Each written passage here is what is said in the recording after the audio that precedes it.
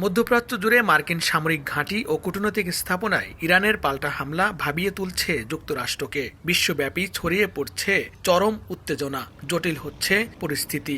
এমন অবস্থায় যুদ্ধ শুরুর একক ক্ষমতা নিয়ে নিজ দেশেই সমালোচনার মুখে পড়েছেন প্রেসিডেন্ট ডোনাল্ড ট্রাম্প।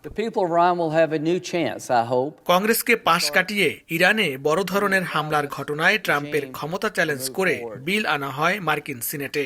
উত্থাপন করা হয় ওয়ার পাওয়ার রেজুলেশন বিল। বিলটির ওপর বিতর্কে অংশ নেয় সরকারি দল রিপাবলিকান ও বিরোধী ডেমোক্র্যাট দলীয় সদস্যরা।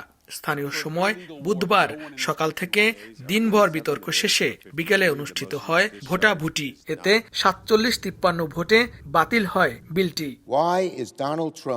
আগামী বৃহস্পতিবার নিম্নকক্ষ প্রতিনিধি পরিষদে বিলটির ওপর আবারও ভোট গ্রহণ অনুষ্ঠিত হবে। তবে হাউজেও রিপাবলিকান সংখ্যাগরিষ্ঠতা হওয়ায় বিল পাশের সম্ভাবনা নেই বলেই মনে করছেন বিশ্লেষকরা।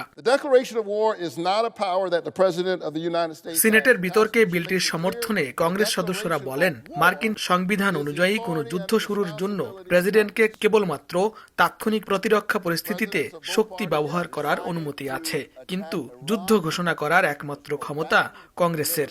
অপরদিকে বিলটির বিপক্ষে সরকার দলীয় রিপাবলিকান সিনেটররা বলেন, ইরানের প্রতি প্রেসিডেন্টের সামরিক পদক্ষেপ যৌক্তিক।